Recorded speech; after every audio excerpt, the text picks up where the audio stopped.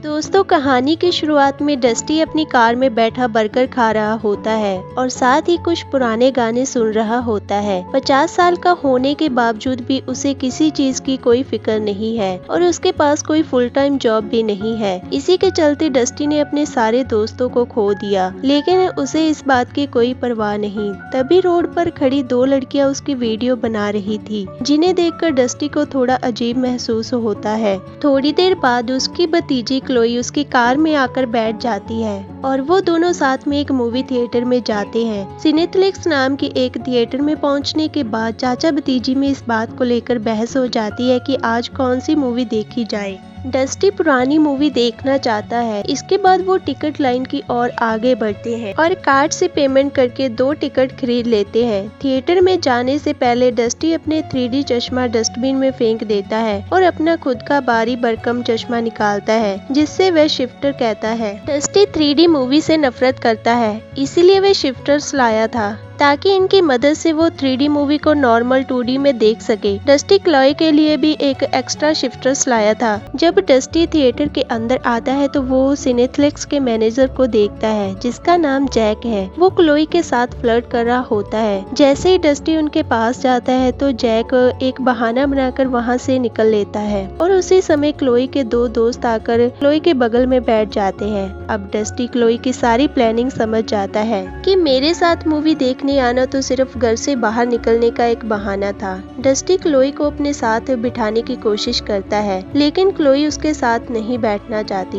ये सुनकर डस्टी उदास हो जाता है, लेकिन फिर भी वह क्लोई की सीट के ठीक पीछे बैठने का फैसला करता है। जल्द ही जैक स्टेज पर आकर अनाउंस करता है कि मूवी शुरू होने वाली है। जैक मूवी देखने से पहले कुछ नियम बताता है कि कोई व्यक्ति मूवी देखते समय अपना मोबाइल फोन इस्तेमाल नहीं करेगा और सभी लोगों को 3D चश्मा पहनकर ही मूवी को देखना है। थिएटर में बैठे सभी लोग मूवी की एक्साइटमेंट में चिल्लाना शुरू कर देते हैं। फिर फाइनली मूवी शुरू हो जाती है। ये मूवी एक लव स्टोरी पर आधारित होती है, जिसमें बिल्कुल घटिया किस्म की एक्टिंग की गई है, लेकिन फिर भी थिएटर में बैठे लोग इसके 3D एक्शन के कारण इसको एंजॉय कर रहे होते हैं। हालांकि अंकल डस्टी, जिन्होंने अभी तक कोई चश्मा नहीं पहना, वो इस मूवी से पूरी तरह से निराश है। थोड़ी देर बाद उसे अपने शिफ्टर्स चश्मे की याद आती है और वो उन्हें पहनकर फिल्म देखने का फैसला करता है। हालांकि वो चश्मे 3D मूवी को 2D में दिखा रहे हैं, इसीलिए डस्टी को अभी भी खास मजा नहीं आता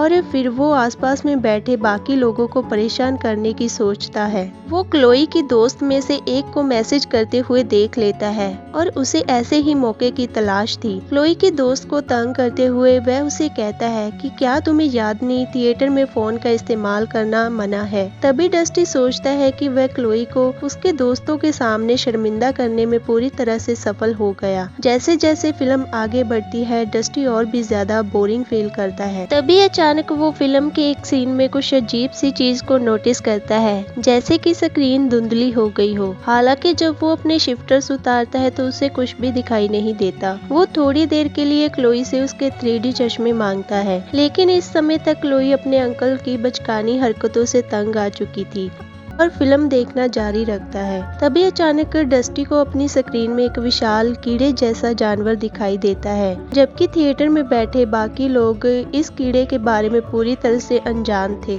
लेकिन डस्टी उसे साफ रूप में देख सकता है। डस्टी घबराकर जल्दी से अपना चश्मा उतार देता है और इसी के साथ वो कीड़ा भी गायब हो जाता है। थोड़ा समय बीत जाता है, लेकिन कीड़ा कहीं नहीं दिखाई देता। इसीलिए डस्टी को डाउट होता है कि शायद उसकी शिफ्टर्स की वजह से हो रहा है। पर जैसे ही वो बस अपने शिफ्टर पहनता है तो इस बार वो विशाल कीड़ा उस पर हमला कर देता है। डस्टी डर जाता है और जोर जोर से चिल्लाने लगता है। वो क्लोई और उसके दोस्तों पर पॉपकॉर्न भी गिरा देता है। गुस्से में आकर थिएटर में बैठे लोग उसे गालियां देना शुरू कर देते हैं, लेकिन डस्टी को पूरा यकीन है कि थिएटर के अंदर कोई न कोई अजनबी चीज मौजूद है। इस हंगामे पर सिनेप्लेक्स मैनेजर जैक की नजर पड़ती है। वो डस्टी के पास आता है और बाकी लोगों की खुशी के लिए उसे थिएटर से बाहर ले जाता है। क्लोई चिंतित हो जाती है और फिर वो उनका पीछा करती है। थिएटर से बाहर आने के बाद डस्टी जैक को यह समझाने की कोशिश कोशिश करता है कि स्क्रीन से कोई भयानक चीज निकली और उसने उस पर हमला कर दिया। लेकिन जैक उसे कहता है कि अंकल, आपके जमाने के लोग अल्ट्रा रियलिस्टिक 3D एक्शन को असलियत समझ बैठते हैं, वहाँ ऐसा कुछ भी नहीं है। अब ज्यादा बहस ना करते हुए डस्टी अपने रिफंड की मांग करता है और घर वापस जाने का फैसला करता है। लेकिन क्लोई घर वापस नहीं जाना चाहती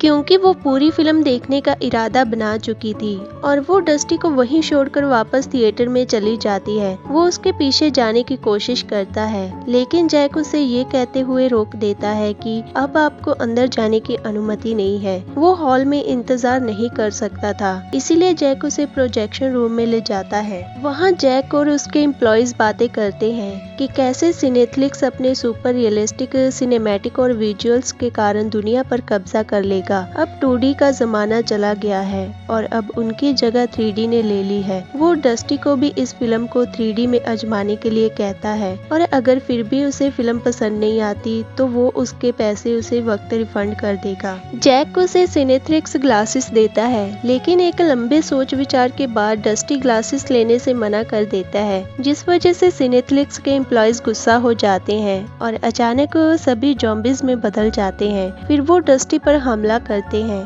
लेकिन तभी डस्टी अपनी जेब में से एक सड़ा हुआ बर्गर निकालकर उन ज़ॉम्बीज के मुंह में धंस देता है और किसी न किसी तरह से उनके चंगुल से बच जाता है। फिर डस्टी वहां से भागता है और बिल्डिंग से बाहर निकलने का रास्ता ढूंढने की कोशिश करता है। हालांकि ये असंभव है क्योंकि वहां के सभी एम्प्लॉयज अब ज़ॉम्बीज में बदल चुके हैं और सबके सब डस्टी की तलाश में जुट जाते हैं। तभी डस्टी एक स्टोर रूम के अंदर छुप जाता है। वो खुद को एक ऐसी भयानक चीज करने के लिए तैयार करता है जिससे वो सबसे ज्यादा नफरत करता है। वो क्लोई को कई सारे मैसेज भेजता है जिसमें वो अब तक उसके द्वारा की गई सभी गलतियों की माफी मांगता है और उसे खोने से डरता है। जैक और उसके लोग दरवाजा काटकर अंदर घुस जाते हैं। इधर क्लोई अपने अंकल को माफ कर देती है और उनके अगले मैसेज का वेट करती है लेकिन उसके पास कोई मैसेज नहीं आता और जब वो डस्टी के शिफ्टर्स को नीचे जमीन पर पड़ा देखती है तो वो उन्हें उठाकर पहन लेती है। अब उसे भी वही विशाल जानवर दिखाई देता है जिसने अब पूरी स्क्रीन पर कब्जा कर रखा था। वो जानवर थिएटर में बैठे बाकी लोगों का खून चूसकर सभी को ज़ॉम्बीज बना देते हैं। यानी इसका मतलब अब एकमात्र क्लोई ही थी जो अनइफेक्टेड थी। वो घबरा जाती है और वहां से भागने की कोशिश करती है पर सभी इफेक्टेड लोग उसका पीछा करने लगते हैं। क्लोई समझ जाती है कि अब उसका बचना नामुमकिन है और वो किसी न किसी तरह से प्रोजेक्शन रूम के अंदर आ जाती है। वहाँ वो अपने अंकल को एक कुर्सी से बंधे हुए देखती है। इससे पहले कि वो डस्टी की मदद कर पाती, जैक और उसके एम्प्लॉयज उसे पकड़ लेते हैं।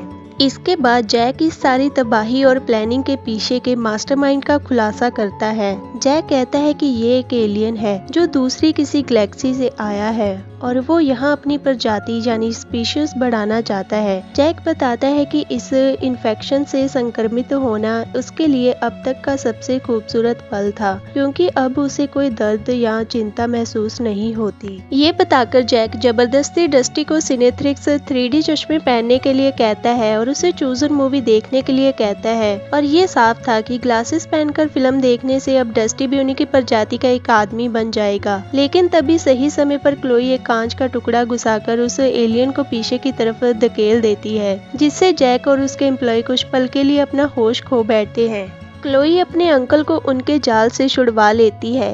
इससे पहले कि वो भाग पाते, जैक अपने मुंह से एक एलियन का जाल निकालता है जो क्लोई को पकड़ लेता है और उसे भी इन्फेक्टेड करना शुरू कर देता है। फिर क्लोई के चेहरे में भी नसें निकलना शुरू हो जाती हैं। इसका मतलब अब वो ज़ॉम्बीज बन चुकी है। फिर डस्टी एक कुल्हाड़ी से जैक का सर काट देता है लेकिन इसका कोई मतलब नहीं था क्योंकि क्लोई तब तक पूरी तरह से इन्फेक्टेड हो चुकी थी। जल्दी दोनों बिल्डिंग के मेन गेट के पास आ जाते हैं और जब डस्टी बिल्डिंग का मेन गेट खोलता है तो वो बाहर देखता है कि शहर को एक विशाल एलियन ने बुरी तरह से तबाह कर दिया है। अब इसका मतलब है कि पूरी दुनिया को एलियंस ने अपने कब्जे में ले लिया है। वहीं क्लोई भी अब अपने असली रूप में आ जाती है। क्लोई डस्टी से इस बदलाव और फैक्ट को स्वीकार करने के लिए कहती है क्योंकि अब यहाँ से बाहर निकलने का कोई और रास्ता नहीं है। डस्टी अपना मन बदल ले इसीलिए वो सभी इन्फेक्टेड लोग एक गाना भी गाते हैं। अंत में ये महसूस करते हुए कि उसके पास अब और कोई चारा नहीं है, डस्टी ही हार मान लेता है।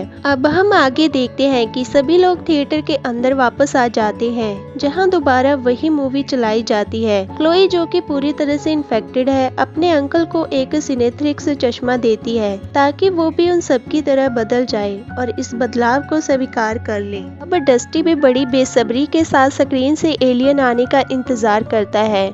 और दोस्तों, यहाँ पर हमारी आज की कहानी समाप्त हो जाती है। Thanks for watching.